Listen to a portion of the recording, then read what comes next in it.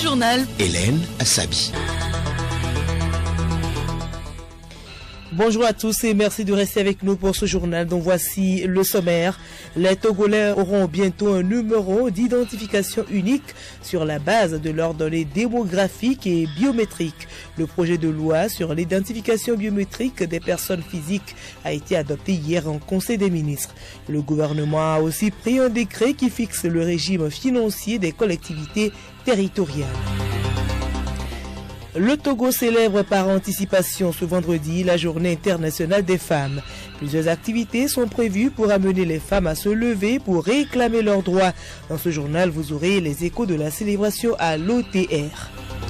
Et puis sport football, championnat nationaux, c'est la surprise pour les pensionnaires de la 2e division à la faveur de la 10e journée. Pendant ce temps, la division d'élite enchaîne son 20e épisode.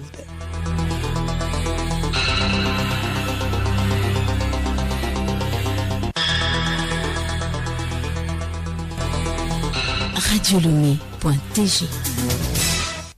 Mesdames et messieurs, une fois encore, bonjour. Le Conseil des ministres s'est réuni hier au palais de la présidence de la République sous la présidence de son Excellence Faure Esozina Gnassingbé, président de la République. Au cours des travaux, le Conseil a examiné 2 projets de loi, un projet de décret, écouté 3 communications et abordé des divers. Le point avec le ministre en charge de la communication, Folibazi Katari. Communiqué sanctionnant le Conseil des ministres du jeudi 5 mars 2020. Le Conseil des ministres s'est réuni ce jeudi 5 mars 2020 au palais de la présidence de la République sous la présidence de son Excellence M. Faure Esozina Gnassingbé, président de la République. À l'entame des travaux, le Premier ministre a présenté au chef de l'État les admirations du gouvernement suite à la brillante réélection lors du scrutin présidentiel du 22 février 2020, dont les résultats définitifs sont proclamés par la Cour constitutionnelle le mardi 3 mars 2020. Pour le chef du gouvernement, il s'agit en réalité d'un plébiscite qui traduit la grande confiance que le peuple togolais place en sa personne et à la personne du président de la République et l'adhésion à sa vision politique. Le vote qui s'est déroulé dans la paix, la sécurité, la transparence et l'équité est salué par tous les observateurs nationaux comme internationaux. Il est indéniable que les bons résultats enregistrés par le président de la République prouvent que le Togo est sur une bonne trajectoire et doit maintenir le cap vers son émergence. Le Premier ministre a relevé qu'outre les nombreuses réformes courageuses initiées, le président de la République a fait organiser en l'espace de 14 mois 3 grands types d'élections, à savoir les élections législatives en décembre 2018, les élections municipales en juin 2019 et l'élection présidentielle du 22 février 2020, marquant ainsi sa détermination de doter notre pays d'institutions fortes. Enfin, le Premier ministre a réaffirmé qu'avec le président de la République, son Excellence M. Faure Esozina Gnassingbé, le Togo ira loin. Dans sa réponse, le président de la République a remercié et félicité tout le peuple togolais pour la réussite du processus électoral. Il a tenu à féliciter particulièrement les vaillantes populations qui ont porté leur choix sur sa personne pour lui donner cette victoire remarquable. Il est conscient que malgré les résultats significatifs obtenus, les exigences et attentes sont grandes, mais il sait compter sur le travail de tous pour relever les défis. Le président de la République a également rassuré qu'il tiendra compte de la minorité qui s'est exprimée et l'a convié à œuvrer au maintien de la paix et la préservation de l'unité et de la cohésion nationale. Enfin, le chef de l'État a exhorté les membres du gouvernement à travailler en synergie en vue de trouver des solutions judicieuses aux problèmes de plus en plus complexes auxquels l'État doit faire face. Il leur demande d'être proactifs et de se mettre au travail avec toute l'ardeur qui sied. Au cours des travaux, le Conseil a examiné 2 projets de loi, un projet de décret, écouté 3 communications et abordé des divers. Au titre des projets de loi, le premier projet de loi étudié en première lecture par le Conseil des ministres porte sur la loi d'orientation agricole. Le deuxième projet de loi adopté par le Conseil des ministres est relatif à l'identification biométrique des personnes physiques au Togo.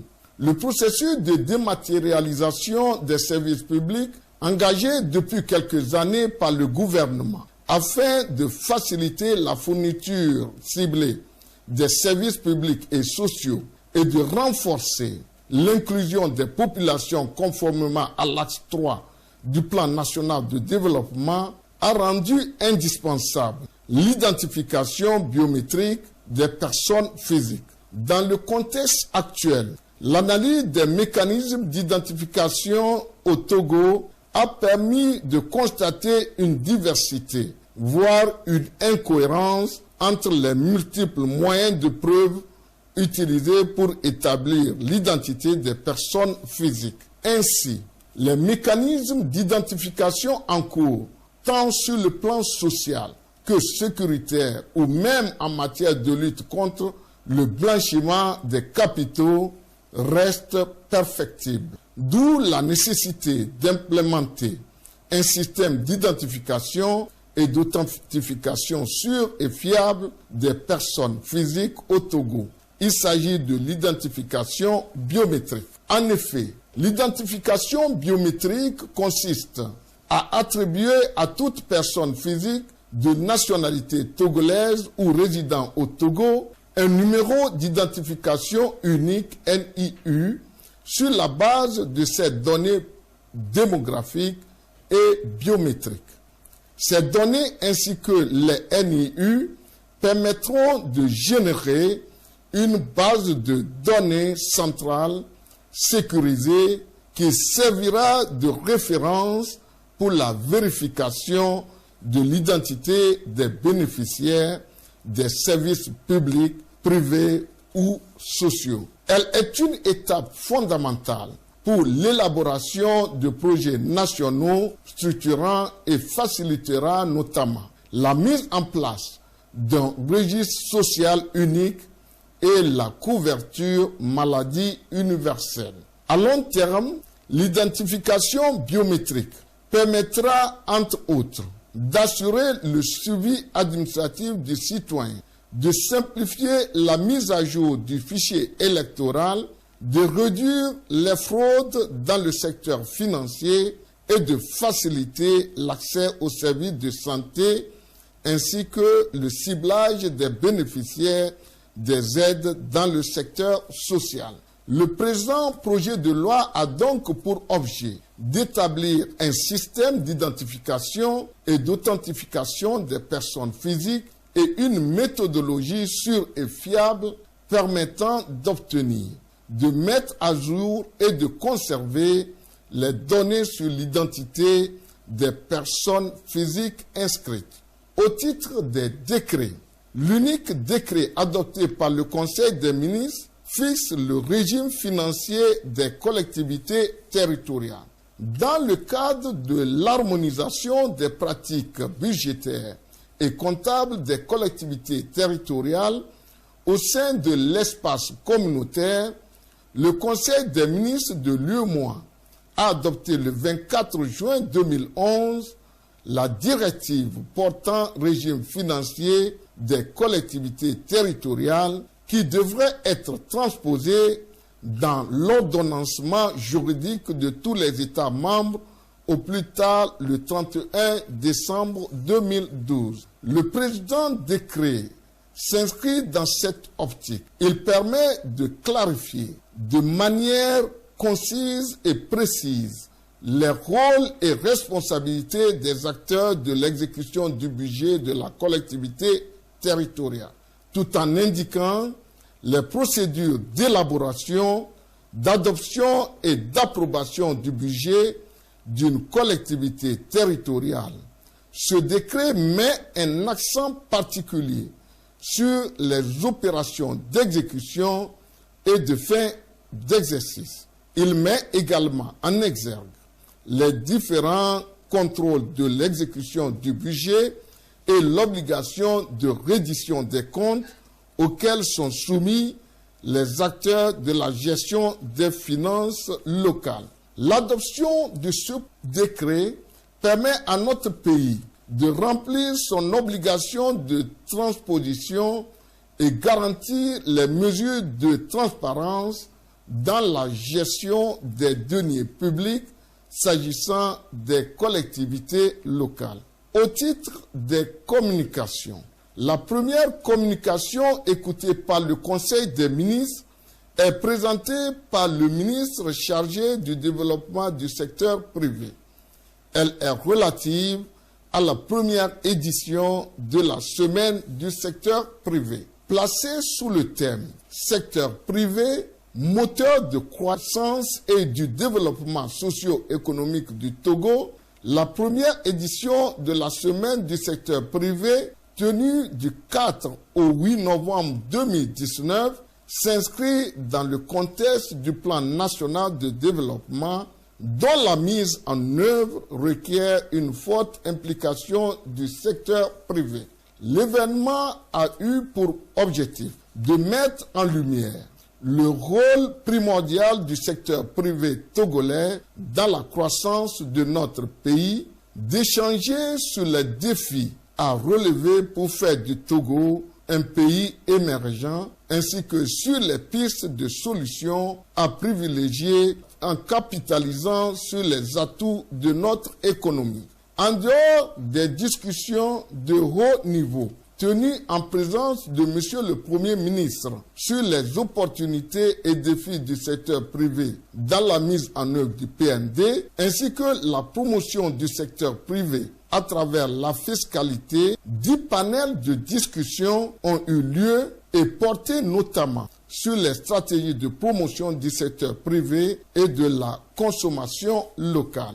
À l'issue des travaux de cette édition, qui a connu une grande réussite avec la participation de plus de 3000 opérateurs économiques, des recommandations en lien avec le PND sont faites en vue d'une meilleure promotion du secteur privé, moteur de croissance et du développement socio-économique du Togo. La deuxième communication, relative au renforcement en ressources humaines du secteur de la santé, a été présentée par le ministre de la Santé et de l'Hygiène publique. L'un des objectifs de la politique nationale de santé est de mettre en place un système de base robuste et résilient. En ce qui concerne le renforcement en ressources humaines, ce renforcement revêt 2 aspects. En amont, la construction et l'ouverture d'écoles paramédicales dans chacune des régions économiques.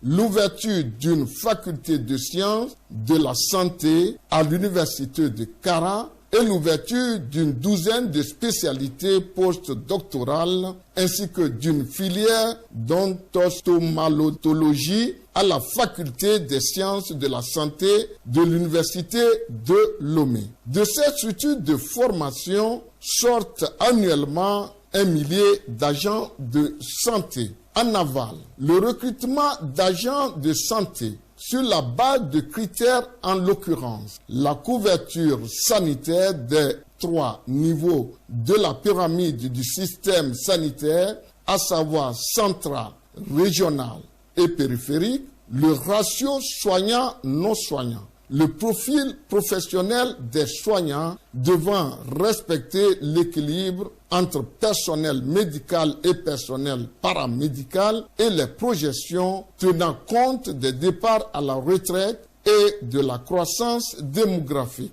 Les critères ci-dessus ont servi d'ossature au dernier concours de recrutement à la fonction publique des agents de santé, concours général de 2008 et concours sectoriels de 2008-2009, 2013, 2016 et 2018. Ces concours ont permis de recruter 5147 agents, marquant ainsi le caractère social de l'actuel mandat présidentiel qui tend vers son terme. À ce jour, 11 438 agents de l'État exercent dans le secteur de la santé. Ainsi, l'on assiste au renforcement du secteur de la santé en ressources humaines sur le double plan qualitatif et quantitatif afin d'atteindre pleinement ce double objectif. Le chef de l'État a autorisé l'organisation le 24 avril 2020 d'un concours de recrutement au profit du secteur de la santé afin d'espérer à moyen terme le retour au respect des ratios, facteur indispensable à la qualité des prestations. La troisième communication, écoutée par le Conseil des ministres, est relative à l'état d'avancement de la réforme de gestion des hôpitaux. Présentée par le ministre de la Santé et de l'Hygiène publique, cette communication a pour objet de rendre compte au Conseil des ministres de l'état d'avancement de la réforme basée sur l'approche contractuelle enclenchée depuis juin 2017. Les premiers résultats de la contractualisation ont déjà fait l'objet d'un séminaire gouvernemental à l'issue duquel le ministre de la Santé a reçu des instructions de prendre des mesures visant à renforcer les acquis et à étendre l'approche aux autres formations sanitaires. Le bilan de cette approche au 31 janvier 2020 et les résultats de la mise en œuvre des instructions issues du séminaire gouvernemental de février 2019 se présentent ainsi qu'il suit. En ce qui concerne le bilan, les résultats validés par les différents acteurs se traduisent entre autres par une confirmation des tendances initiales, notamment l'augmentation des taux de fréquentation, de consultation, du nombre d'actes et des chiffres d'affaires, une meilleure disponibilité des produits pharmaceutiques, une réduction des pratiques non orthodoxes, un meilleur respect des règles régissant l'administration publique. S'agissant de la mise en œuvre des instructions issues du séminaire gouvernemental, 3 points sont à noter. L'extension de la contractualisation à 8 centres, à savoir les CHP à Néhor, de Palimé, de Notien et de Sautebois, les CHR de Tchévier et de Lomé commune, l'hôpital de Baie et le CHU Campus. L'avis à manifestation d'intérêt destiné au recrutement de sociétés contractantes a été publié dans le quotidien Togo Presse le 28 février 2020.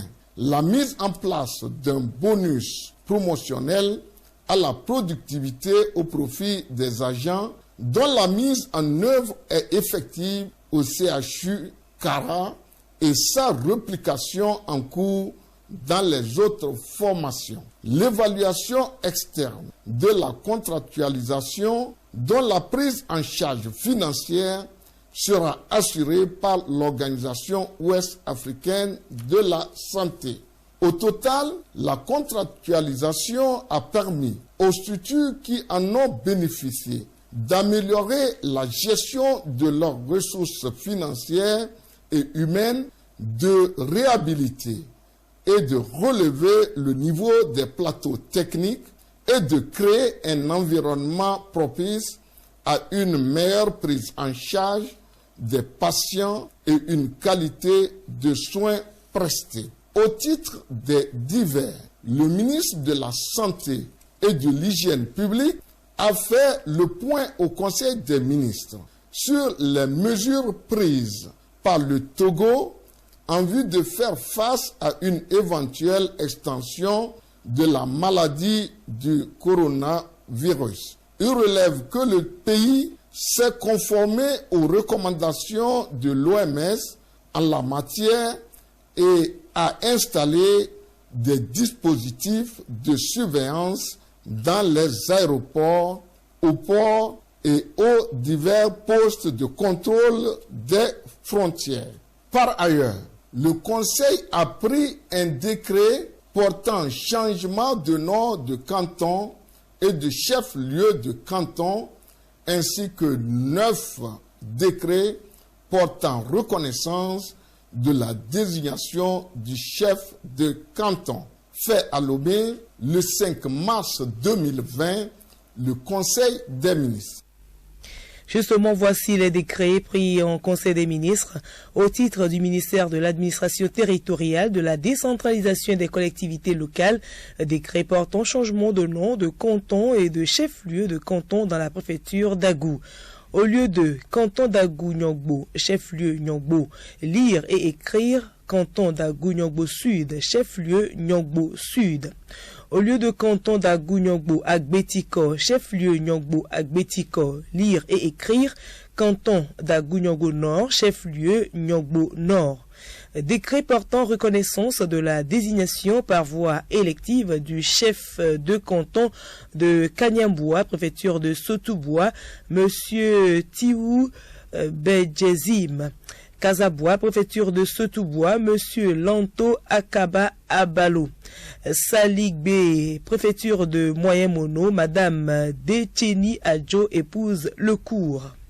Décret portant reconnaissance de la désignation par voie coutumière du chef de canton de Fiata, préfecture des Lacs, Monsieur Anenou Ama Fafaneva Augustin.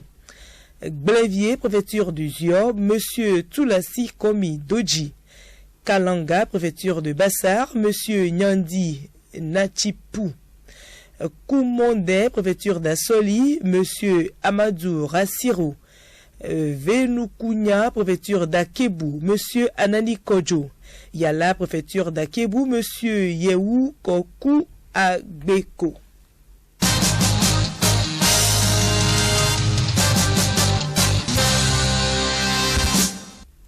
Je vous l'annonçais en titre, les femmes du monde entier célèbrent dimanche prochain la journée du 8 mars. L'édition 2020 est placée sous le thème « Je suis de la génération égalité, levez-vous pour les droits des femmes ». Au Togo, l'événement est célébré par anticipation ce vendredi et les activités tournent autour du thème « Femmes togolaises à l'heure de Beijing plus 25, bilan et perspectives ». À l'Office togolais des recettes OTR, l'événement a été marqué ce matin par une opération de don de sang, une initiative des femmes de l'OTR en collaboration avec l'Association de la presse francophone.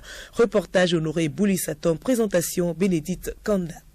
En initiant cette action humanitaire, les femmes de l'Office veulent apporter leur aide pour résorber la pénurie de sang à l'origine de nombreux cas de décès au Togo. Elles souhaitent à cet effet relever le défi en remplissant 300 poches de sang. Bileyo Danko, responsable du comité d'organisation de la Journée internationale des droits de la femme à l'OTR. Nous sommes partis du constat que la femme donnant la vie peut aider également à mobiliser pour sauver des vies. Les vies humaines qui se perdent, et moi je dis souvent gratuitement, on pouvait l'éviter en se faisant un geste de don de sang qui n'impacte en rien notre propre santé. Donc l'OTR avec ces femmes a voulu poser un geste pour pouvoir aider dans ce sens à sauver des vies. Plusieurs hommes dont les patrons de l'Office ont accompagné les femmes dans cette démarche en donnant aussi du sang. Occasion pour le commissaire général des impôts de rappeler la place qu'occupe aujourd'hui la gente féminine au sein de l'institution. Et son Havana Adoui. Nous avons des femmes qui sont directrices, nous avons des femmes qui sont des chefs de division. Donc à des postes de responsabilité élevés, les femmes sont aussi représentées. Lorsque nous faisons le recrutement au niveau de l'Office, il y a un certain pourcentage que nous relevons sur la femme. Parce que pour nous, la femme au niveau de toutes nos structures est très indispensable pour apporter sa contribution pour l'atteinte de nos objectifs. Plusieurs autres activités sont prévues pour le compte de cette journée à l'OTR. Et nous rappelons que le thème retenu pour la célébration des activités au Togo est Femmes togolaises à l'aune de Beijing plus 25, bilan et perspective. En parlant toujours des femmes, l'Observatoire des droits humains et VIH a rendu public ce matin son rapport 2019. Selon les chiffres, 70% des cas de discrimination des personnes vivant avec le VIH enregistrés par l'Observatoire concernent les femmes. Il faut aussi relever que les plaintes pour stigmatisation et discrimination ont baissé entre 2018 et 2019. Juliette Camden. Le 1er mars est célébrée la journée zéro discrimination. Au Togo, l'Observatoire des droits humains et VIH fait le lien entre la discrimination envers les femmes vivant avec le VIH et la journée internationale de lutte pour les droits de la femme. L'Observatoire a choisi comme thème de l'année pour la présentation de son rapport Zéro discrimination envers les femmes et filles. Dr Amen Holomeo, coordonnateur RAS+. On a constaté des avancées. Quand nous prenons tout d'abord au niveau de la sensibilisation, nous avons vu que les bénévoles sur le terrain se sont plus que décuplés. Parce qu'en 2018, les personnes contactées avaient touché étaient de l'ordre de 14 000. Mais en 2019, c'est plus de 22 000. Une progression de 60%. Donc je pense que c'est quelque chose qui est très important en matière de stigmatisation. Il faut en amont qu'on arrive à prévenir pour que les cas ne se multiplient pas. Nous sommes présents dans 89 structures de prise en charge. Or, nous avons plus de 300 structures de prise en charge aujourd'hui. Nous savons pertinemment que c'est difficile que nous couvrions toutes ces structures-là. Mais nous pensons qu'à l'avenir, il faut que nous trouvions du financement, ne serait-ce que pour couvrir la moitié. La journée zéro discrimination offre à ONU-SIDA l'occasion de rappeler l'égalité de toutes les personnes en matière de dignité et de valeur consacrée dans la Déclaration universelle des droits de l'homme. Dr Eric Verschuren, directeur pays ONU-SIDA.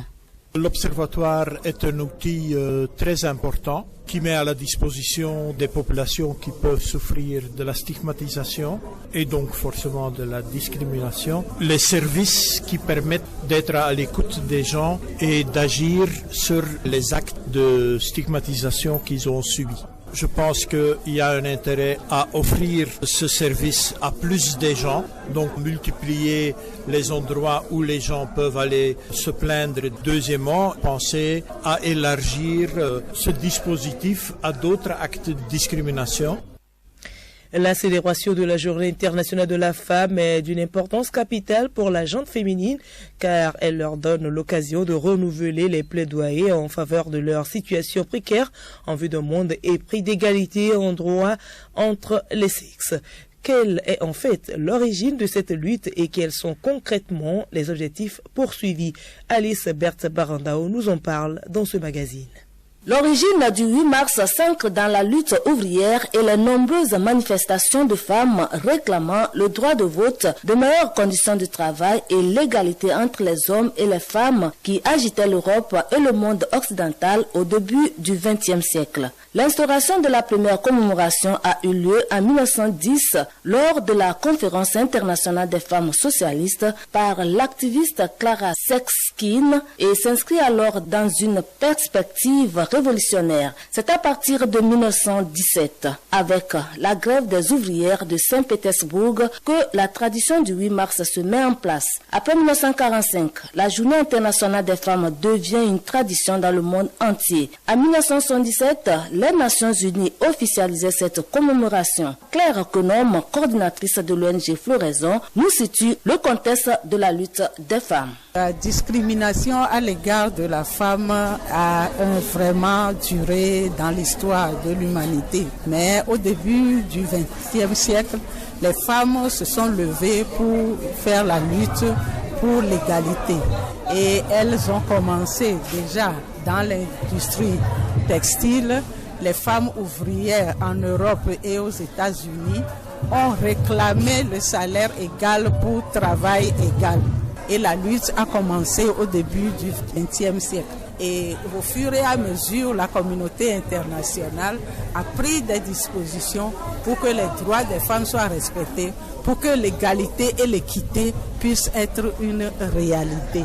Et les femmes ne cessent de lutter pour que l'égalité puisse devenir une réalité. Et la lutte est toujours d'actualité parce que Les femmes doivent travailler pour que leurs droits soient respectés. La Journée internationale de la femme reste aujourd'hui d'une brûlante actualité car tant qu'il y aura l'inégalité en droit entre les hommes et les femmes, le 8 mars sera toujours célébré avec des objectifs précis, la promotion de la femme en droit et de son autonomisation. Claire Konom lance un appel à la femme togolaise. J'appelle toujours les femmes à connaître leurs droits, à se lever pour leurs droits, à défendre leurs droits et à être solidaires entre elles pour apprendre, s'informer et faire avancer notre communauté, les familles. Et l'éducation des filles est très importante. Les filles doivent pouvoir travailler et il faudrait que les familles et l'État leur donnent les mêmes chances et les mêmes opportunités.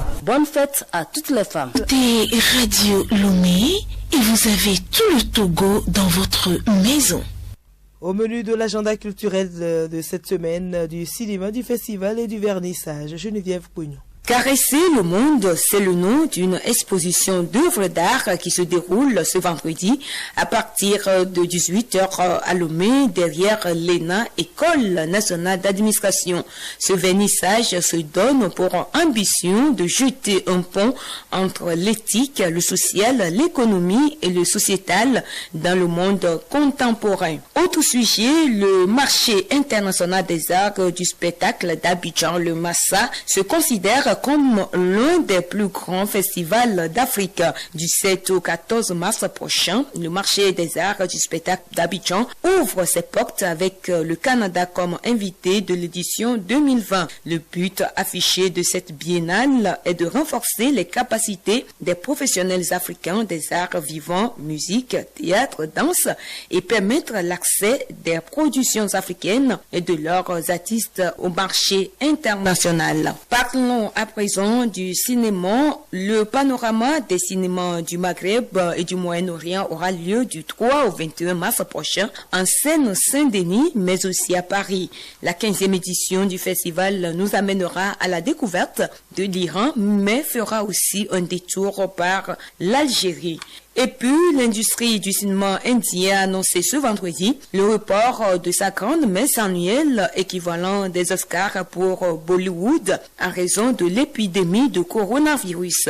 Les organisateurs de la cérémonie de l'International Indian Film Academy, qui devait se tenir le 27 mars prochain à Indore, dans le centre de l'Inde. Il s'agit de repousser la cérémonie à raison des inquiétudes croissantes sur la propagation du Covid-19.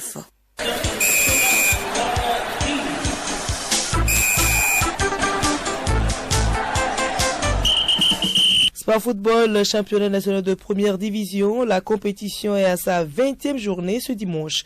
Le leader Asco de Kara se rend chez son frère l'ASK.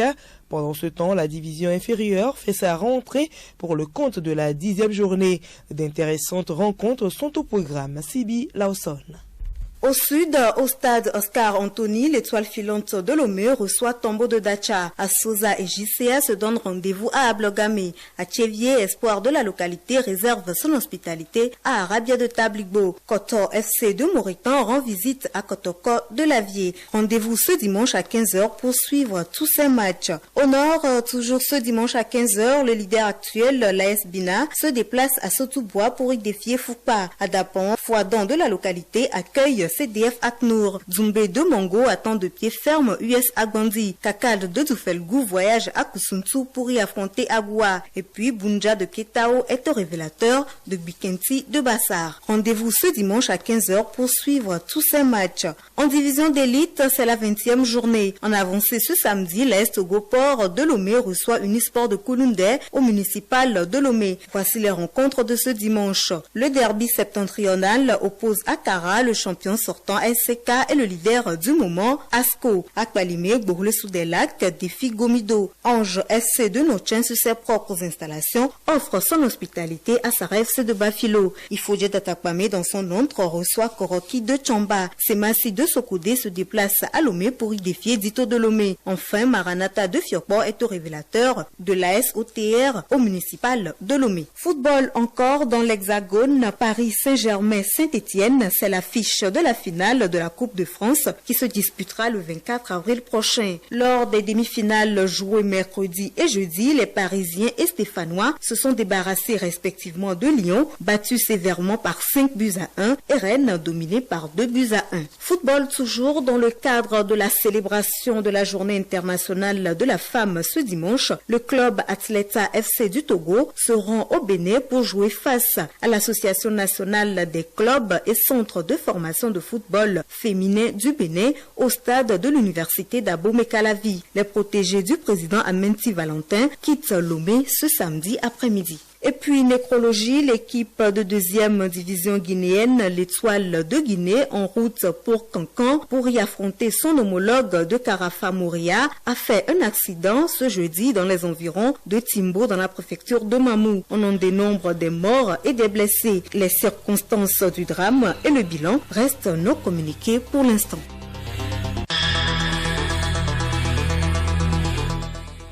Voilà, merci à vous, Sibi Lawson. Nous sommes ici arrivés à la fin de ce journal. C'était un peu long, l'actualité oblige. Retenez pour l'essentiel que le Togo célèbre par anticipation ce vendredi la Journée internationale des femmes et plusieurs activités sont au programme pour amener les femmes à se lever pour leurs droits.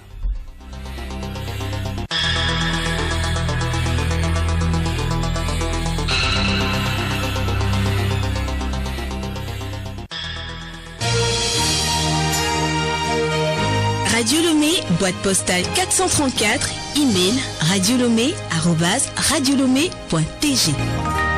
Radiolomé.tg